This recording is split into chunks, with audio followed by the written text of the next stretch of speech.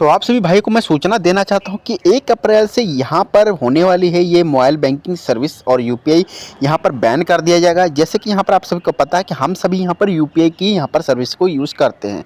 भले हम यहां पर ₹1 का पेमेंट हो, भले हम 10,000 का पेमेंट हो, भले लाख रुपये का पेमेंट हो, हम यूपीआई से ही पेमेंट करते हैं। यदि आप सोचिए अगर यूपीआई 1 मिनट के लिए आपका यहां पर स्टॉप कर दिया जाए तो कितनी बड़ी प्रॉब्लम हो जाती है। ठीक है, अगर आप बैंक खाता धारक हैं और गूगल पे, फ़ोनपे और पेटीएम जैसी ऐप्स का इस्तेमाल करते हैं तो आपको यहाँ पर जान लेना बहुत ही ज़रूरी है कि यूपीआई सेवा को बंद किया जाएगा, जिसके हाथ लिंक किए गए मोबाइल नंबर लंबे समय से इनएक्टिवेट हैं।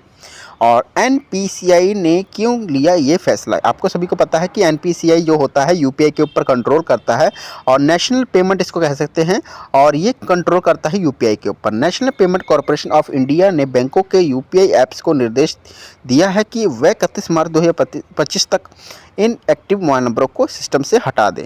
एनपीसीआई का फैसला उन समस्याओं को रोकने के लिए है जिससे इनएक्टिव किए गए मोबाइल नंबरों को कारण उत्पन्न होती है। जब ये नंबर किसी नए उपभोक्ता को दिए जाते हैं तो उनके माध्यम से बैंकिंग धोखाधड़ी या लेन देन दिक्कत का सामना करना पड़ता है। जी हाँ, जैसे कि होता क्या बात है, वो सिम वगैरह बंद हो जाते हैं, उनका नंबर बंद हो जाते हैं और वो नंबर किसी नए यूज़रों को दे दिए जाते हैं, तो क्या होता है उस नंबर से वो उनके यहाँ पर सर्विस को गलत इस्तेमाल कर लेते हैं। तो इसका यहाँ पर इनएक्टिवेट करने का ये फैसला है। इनएक्टिवेट नंबर क्या होता है? इनएक्टिवेट मतलब 90 दिन तक यहाँ पर बंद रहते हैं, जिसके पर कोई भी एसएमएस डाटा कोई भी वर्क यूज़ नहीं किया, ना ही कोई आउटगोइंग, ना ही कोई इनकमिंग और किसी तरह की कोई भी यूसेज नहीं होती है। बट अगर वो नंबर किसी अन्य व्यक्ति के ऊपर जारी किया जाता है, अगर वो उस चीज़ नंबर को यूज़ करता है किसी यूपीआई मेथड के यूज़ से, तो वहाँ से बहुत बड़ी धोखाधड़ी हो जाती है। 1 अप्रैल से 2025 के बाद डिलीट होंगे ऐसे अकाउंट। एनपीएससी के निर्देश है कि अप्रैल से यूपीआई ऐप्स को हर हफ्ते उन नंबरों की सूची अपडेट करनी होगी जिन्होंने इनएक्टिवेट रिसाइकिल कर दिया है, इन नंबरों के माध्यम से किसी भी गलत लेन देन का रोका जा सके।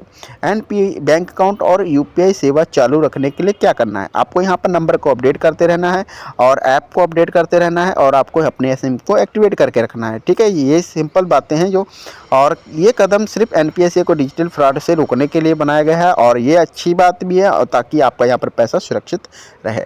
यदि आपको किसी अन्य प्रकार की अगर वीडियो चाहिए तो आप कह सकते हैं, कमेंट कीजिए और चैनल को सब्सक्राइब करिए। Thank for watching.